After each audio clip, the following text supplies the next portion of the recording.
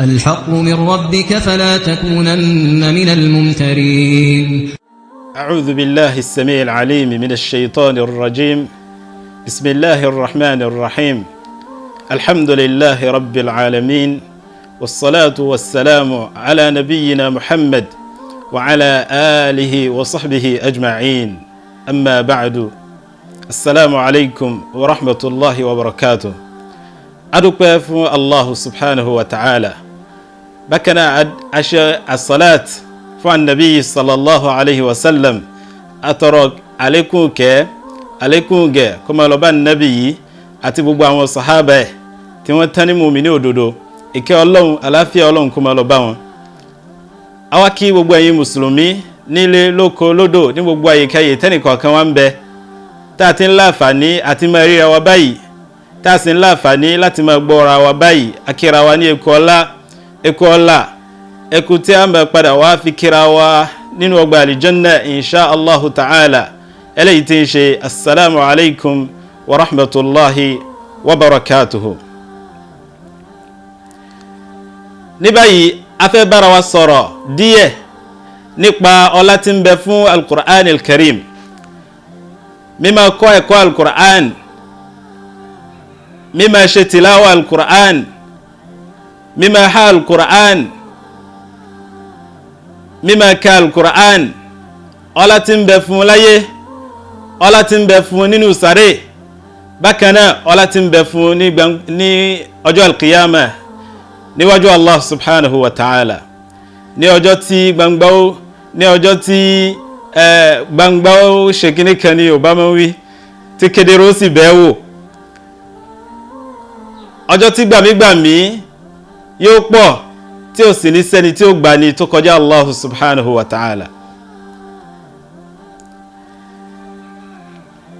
Nínú ọlá alákọ̀ọ́kọ́ tí ń bẹ fún mímọ̀ ẹ̀kọ́ al-Qur'an, Ànábì wa Muhammad sallallahu alaihi wasallam ó jẹ́ òye wa nínú ọ̀rọ̀ pé khayrukum man ta'allama al-Qur'ana wa 'allama. Ànábì sallallahu alaihi wasallam ó ní ẹni tí fi ń lóore jù nínú yín, nínú ẹ̀yin mùsùlùmí, òun náà ni man ta'allama al-Qur'an, òun náà ni ẹni tí ó lọ kọ́ ẹ̀kọ́ al-Qur'an wa 'allamahu, tó sì tún fi kọ́ ẹlòmíì. Ẹ̀rí Ànábì sallallahu alaihi wasallam nínú hadith yìí ó fi yé wa pé àwọn tá a lè mọ̀ lẹ́ni ire nínú ìjọ yìí, àwọn tí ń jẹ́ ẹni ire, tí wọ́n jẹ́ ẹni ọlá, tí wọ́n jẹ́ ẹni ẹ̀ṣà, Ànábì ń jẹ́rìí wọn pé àwọn náà ni àwọn oní al-Qur'an, pé àwọn náà ni àwọn tí wọ́n di al-Qur'an mú, tí wọ́n ń kọ́ lọ́sàn lóru ní gbogbo wa, tí wọ́n sì fi ń kọ́ yàn lẹ́yìn ìgbà tí wọ́n bá kọ́ bùṣe. Bákan náà Ànábì sallallahu alaihi wasallam ó tún sọ fún wa, ó ní ayyukum yuhibbu an yaghdu kulla yawmin ila buthan aw ila al-aqiq fayati minhu binaqatayn kawmawayni fi ghayri ithmin wala qat'i rahimin. Ànábì ń bi àwọn sàhábà lọ́jọ́ kan pé èwo nínú yín ló fẹ́ ní wù pé kó máa lọ sí buthan, àyè kan ní jẹ́ bẹ́ẹ̀ nínú ìlú kan, àbí kó lọ sí Aqiq, àyè kan lòun náà nínú ìlú kan, fayati minhu binaqatayn kawmawayn, tí tó bá lọ síbẹ̀ yóò máa lọ mú ràkúnmí àbí ẹṣin tí ó máa lọ mú, tó bá débẹ̀ gbogbo wa tó bá ti débẹ̀ yóò máa rí ràkúnmí àbí ẹṣin, yóò máa rí mú, tí ràkúnmí yóò sì máa tóbi gan, tí ó sì máa jẹ́ sàárà fún pé ó débẹ̀ báyìí yóò máa lọ ṣà báwọn èèyàn ṣe ń ṣà òkòtó ẹ̀rí àti ìgbín. Ànábì ní èwo ló fẹ́ bẹ́ẹ̀ nù yín? Àwọn sàhábà ń dáwọ́ pé nuhibbu dhalik, wọ́n ní bẹ́ẹ̀ ni a fẹ́ bẹ́ẹ̀ rẹ̀ òjíṣẹ́ Ọlọ́run. Ànábì wá fi yé wọn pé afala yaghdu ahadukum ila al-masjid faya'lamu aw yaqra'u ayatayn min kitabillahi azza wa jal khayrun lahu min naqatayn. Ànábì ní ẹ wá wò ó, ìgbà tí mo béèrè pé ta ló fẹ́ láti máa lọ ṣà ràkúnmí, láti máa lọ ṣà ẹṣin, gbogbo yín lẹ sọ pé àwọn fẹ́ bẹ́ẹ̀.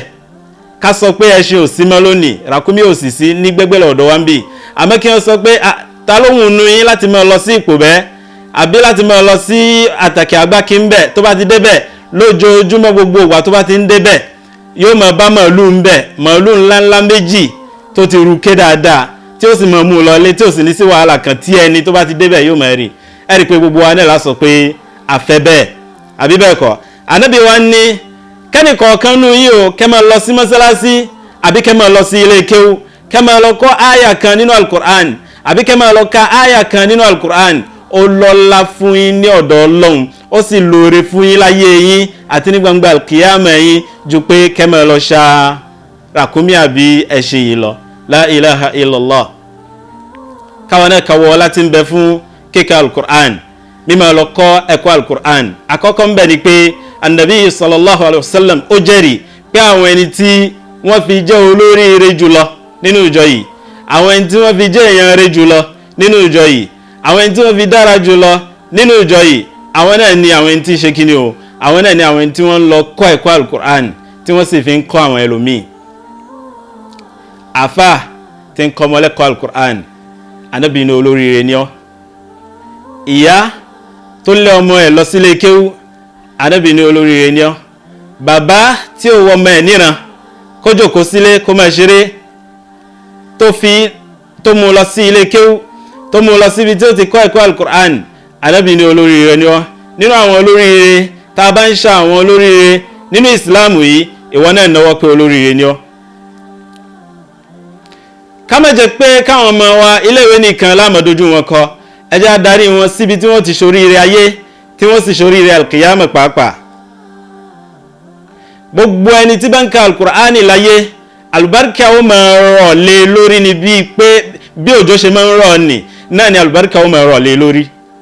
ilé tí wọ́n ti ń ka alukur'an alubarika ó máa rọ̀ síbẹ̀ àdúgbò tí wọ́n bá ti ń ka alukur'an òjò alubarika ó máa rọ̀ síbẹ̀ ni torí pé alukur'an kì í wọnú nǹkan kan láyé yìí kó má fi alubarika tó pọ̀ sínú ẹ̀.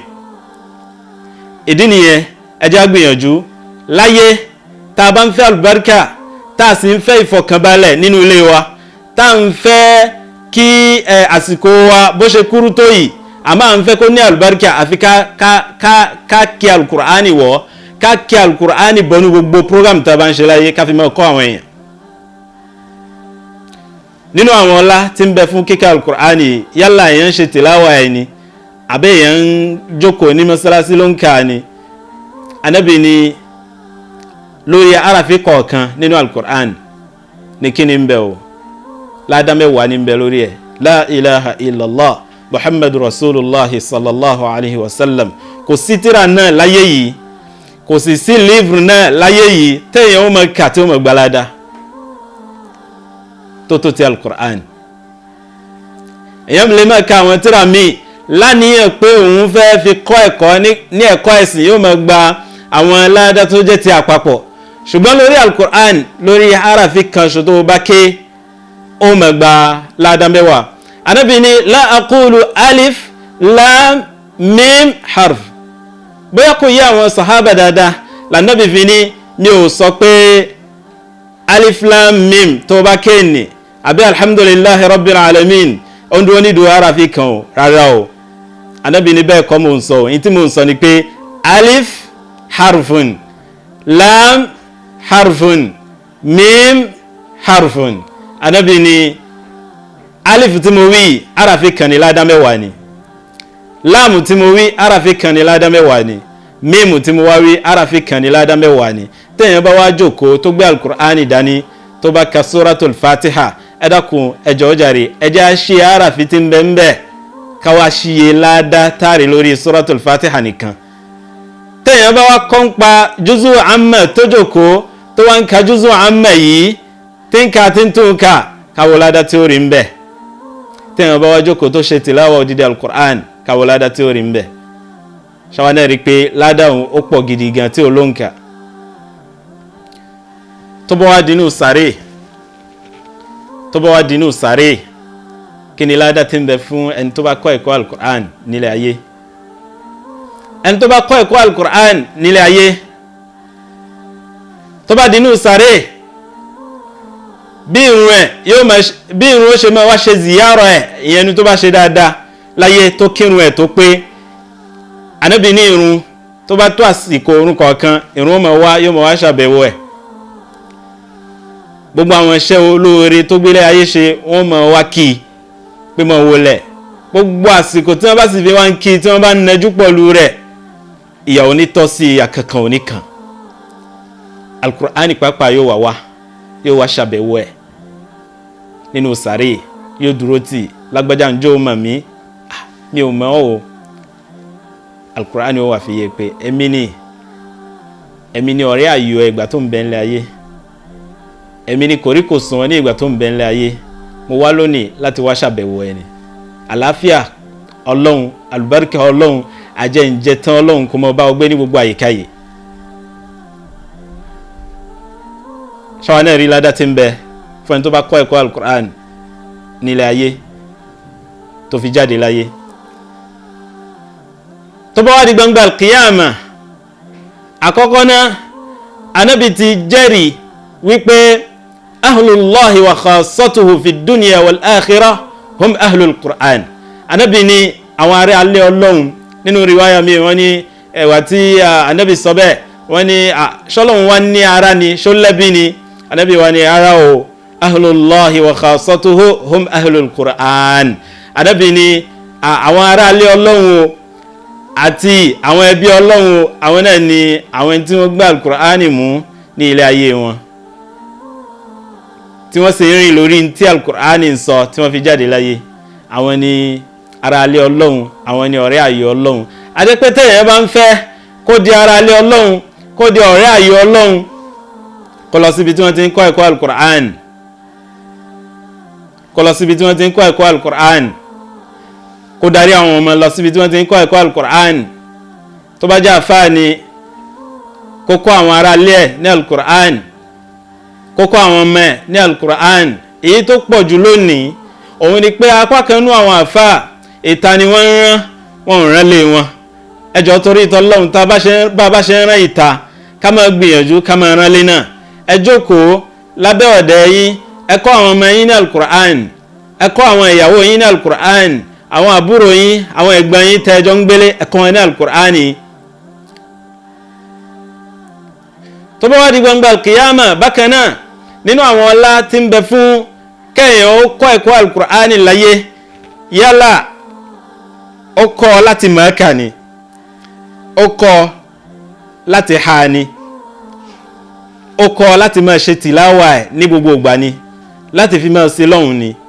Ànábì wa Muhammad sallallahu alaihi wasallam ó ní tó bá di gbangba al-qiyama o, àwọn òbí rẹ̀ á dè wọ́n ládé kíni adé ẹ̀yẹ, á dè wọ́n ládé ẹ̀yẹ, wọ́n sì wọ alkimba ẹ̀yẹ fún wọn ní gbangba al-qiyama.